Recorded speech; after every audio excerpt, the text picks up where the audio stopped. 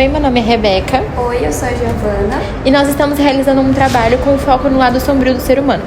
Quando pensamos no lado sombrio do ser humano, normalmente costumamos imaginar monstros muito distantes, mas na realidade sabemos que não é exatamente assim. A escuridão, ela está presente em camadas muito mais próximas do que imaginamos, inclusive dentro de nós mesmos. E é exatamente sobre isso que o nosso trabalho vai investigar. A violência não nasce do nada. Ela é consequência de decisões, traumas, contextos sociais e até mesmo a ausência total de empatia. Por isso, buscamos por profissionais que lidam com essa realidade todos os dias.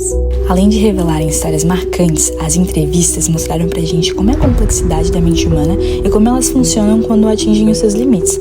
Isso nos fez repensar no mundo ao nosso redor.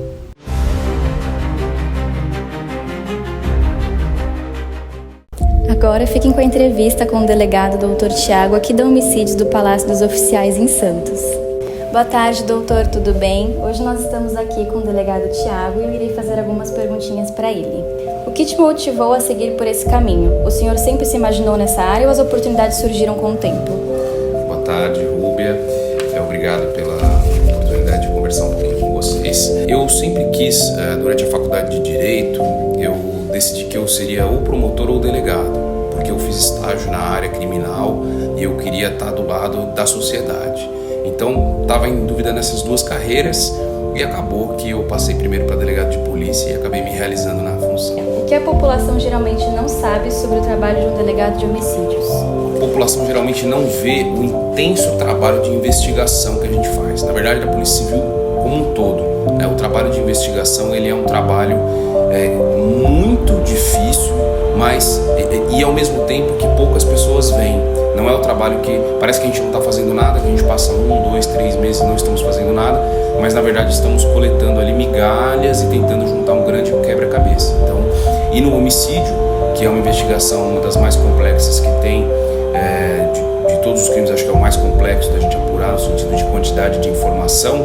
Eu acho que é isso que a população não vê. A gente fica às vezes 1 ano, 2 anos trabalhando num caso e ninguém consegue ver exatamente o que nós estamos fazendo, que é justamente a nossa função. O trabalho de investigação é um trabalho velado, não é realmente para que as pessoas saibam. Os crimes que o senhor presencia mudam sua percepção sobre as pessoas? Como? Bastante, principalmente aqui na Delegacia de Homicídios, a gente percebe que realmente o homicídio é um crime que qualquer pessoa pode cometer, desde que tenha um motivo certo. Muda bastante a percepção do que o ser humano é capaz de fazer.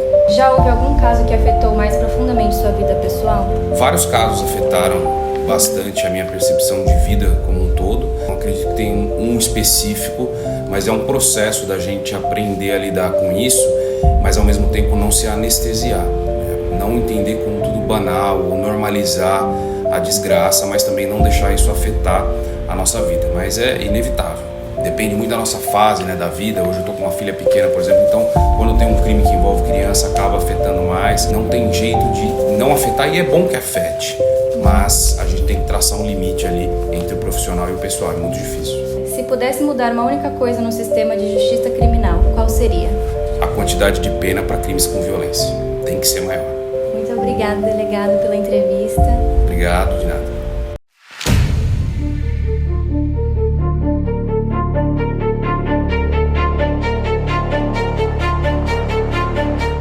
Estamos aqui hoje no 3º Distrito da Polícia Civil, localizado em Santos, na Ponta da Praia, e hoje nós iremos entrevistar a delegada doutora Natália e o investigador Gustavo. Venham com a gente assistir um pouco mais dessa entrevista maravilhosa que demos para os dois. Doutora Natália, hoje a gente vai entrevistar a senhora com algumas perguntinhas. Durante a sua carreira, a senhora já presenciou situações em que ficou evidente o prazer ou a indiferença das pessoas em causar sofrimento às outras? Já presenciei algumas, principalmente a indiferença de quem comete o crime em relação a quem está sendo vítima. Isso a gente lida diariamente. A pessoa não tem um sentimento em relação à outra, né? Não se coloca no lugar da vítima. Então, isso eu posso falar para você que isso acontece basicamente em todos os crimes com que a gente se relaciona aqui na polícia. Quais são os fatores sociais e psicológicos que influenciam as pessoas a cometerem crimes tão cruéis e tão violentos? Bom, eu acho que sociais é uma coisa que é notória no nosso país, que é a grande diferença de renda, a má distribuição de renda. Então, muitas pessoas com pouco acesso à informação, à renda, a trabalho, a estudo, e poucas pessoas com muito acesso a tudo. Eu acho que isso contribui sim, é a péssima distribuição de renda que a gente tem no país, certo? E psicológicos, eu acho também que a gente tem que considerar assim, questões relacionadas à saúde mental.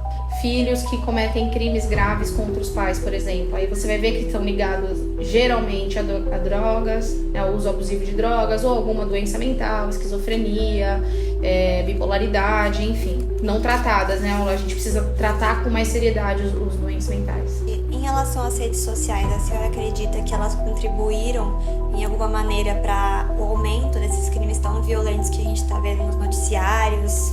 Eu acredito que sim, especificamente no que diz respeito à influência da rede social, junto com o período pandêmico, né, que houve os jovens ficaram reclusos e mais os crimes de cyberbullying, perseguição, né? Então isso está relacionado ao uso excessivo, sim, de tela e de rede social. A senhora acredita que existe alguma repercussão para as pessoas que cometeram um ato de extrema maldade? Que leva elas, de fato, a cometerem esses atos? Olha, esses atos de extrema maldade, a gente tem aí, champinha, crimes gravíssimos cometidos de pais contra filhos ou de filhos contra pais. Isso vem sendo debatido até por conta, acho que, de uma série recente que está, né, Tremembé. N fatores, eu acho que principalmente fatores psicológicos. Esses problemas, eles têm uma solução para a pessoa poder se recuperar e voltar a conviver em sociedade, ou a senhora acha que não teria como? No caso específico de doença mental, né, de sociopatia ou de psicopatia, eu acho que tem que ter tratamento. Se a lei de execução penal ela fosse levada a sério, o certo seria a pessoa sair regenerada, recuperada e voltar para o convívio sem cometer novos delitos. Mas aí no meio do caminho aconteceu alguma coisa que prejudicou tudo. Então não é o que a gente vê diariamente. A letra da lei ela é muito linda, muito bonita, mas na prática a gente sabe que isso não acontece. Então por isso que a gente tem uma reincidência, não só de crimes mais corriqueiros, mais banais, mas também de crimes graves. E na sua opinião, o que pode ser feito na sociedade para reduzir a propagação do mal? Como, por exemplo, na educação, na cultura ou até nas relações humanas. O que a senhora acha? Eu acho que isso são medidas que deveriam ser inseridas por políticas públicas, e esse tema tem que ser discutido na educação, desde a educação básica, né? Você tem que trazer, inclusive, a família para a escola, você tem que procurar apoiar, e isso tem que virar matéria na escola, né? A questão de saúde mental, enfim. E por fim, como a senhora, como uma mulher, né, delegada, cidadã, a senhora lida pessoalmente com o peso de conviver com o lado mais sombrio do ser humano. Por a senhora ser mulher, tem alguma diferença que a senhora presencia e gostaria de comentar com a gente? Olha, eu acho que a gente, por ser mulher, eu acho que a gente olha para as coisas com mais carinho, mais cuidado, como toda mulher, né? Sim. Mas isso não me afeta. Honestamente, todos nós policiais, a gente tem esse treinamento, a gente sente situações de crimes mais graves, né? Crimes que ocorrem às vezes no seio familiar, isso toca, mas não me impede de seguir, tá? Então é um sentimento que não me paralisa e a gente precisa atuar, porque a sociedade precisa que nós estejamos prontos, né? Teve algum caso pessoal que marcou a senhora, que a senhora gostaria de compartilhar, se não precisa citar nomes? Na verdade, chegou para nós o encontro de um feto de mais ou menos 32 semanas no lixo. A gente esteve no local, enfim, de fato era um bebê já com mais de 2 quilos, era uma criança formada que tinha sido abortada e jogada no lixo. No decorrer das investigações, a gente conseguiu identificar quem seria a mãe, ouvimos, e ela, desesperada, falou: olha, eu tive uma gravidez indesejada, minha família não sabia, eu pratiquei aquele aborto enquanto os meus familiares dormiam, eu tive essa criança caiu no vaso, ela tomou um abortivo. Eu, desesperada, não sabia o que fazer, coloquei num saco de lixo e levei embora, coloquei numa caçamba. Nossa. Então, assim, isso fala pra mim de diversas maneiras, né? O peso da gestação indesejada que é pra mulher, a inexperiência da jovem que tá passando por aquele problema sozinha, a preocupação dela em como seria a vida dela sendo mãe, porque provavelmente esse companheiro não era um companheiro, era uma relação eventual. Sim. A falta de informação, porque de repente se ela tivesse sido informada, ela poderia ter ido, né, através do SUS, seguir a gestação, fazer o controle, acompanhamento médico e ter essa criança com o apoio do poder público para isso, de repente, né, para adoção, enfim. Eu acho que isso também precisa ser, isso me marcou muito como mulher. Obrigada, doutora. De nada. Boa tarde. Hoje estamos aqui com Gustavo. Gustavo. Prazer, eu me chamo Miriam. Fazer umas perguntinhas para o senhor. O senhor trabalha aqui na delegacia. Teve já algum caso que marcou o senhor que o senhor gostaria de comentar com a gente? Olha, sim, teve um caso. A gente investigou uma quadrilha especializada em golpes de estelionato. E a gente conseguiu prender um dos líderes dessa associação criminosa. Esse trabalho foi um dos últimos nossos e foi um de destaque pra gente. Em relação ao lado sombrio do ser humano, os crimes violentos, os crimes cruéis, o senhor acha que leva algumas pessoas a fazerem isso em relação a de onde a pessoa vem, em relação ao aprendizado? O que o senhor acha que leva as pessoas a cometerem crimes tão cruéis que a gente vê nos noticiários? É um resultado de vários fatores. Econômicos, sociais e principalmente de educação também. Acredito que sim, o poder econômico das pessoas influencia muito em determinadas atitudes que as pessoas tomam e caminhos que levam principalmente a cometer crimes. Mas eu acredito também que existe essa parte da educação, por mais que seja humilde a pessoa, se ela tiver uma educação boa, acredito que ela pode seguir um caminho normal, mesmo num ambiente conturbado. O senhor acha que as pessoas que cometem esses crimes, pagam as suas penas, elas têm alguma recuperação, que elas podem voltar a conviver em sociedade? Ou o senhor acha que, pela sua experiência, não tem uma solução certa?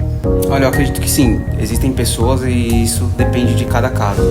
Existem pessoas que sim podem ser recuperadas com um tratamento adequado, afastado às vezes da sociedade, do convívio com a sociedade mesmo, em cárcere. Mas eu acho que o nosso sistema ressocializador hoje aqui no Brasil não é eficiente. Muito obrigada. Obrigada por fazer a nossa entrevista. Cada entrevista nos ensinou algo diferente sobre empatia, violência, escolhas e consequências. Sobretudo, a importância de olhar algo além do visível. A face oculta do humano é desconfortável, mas ela é necessária de ser entendida, porque é somente que quando a gente enxerga a sombra é que a gente escolhe a luz.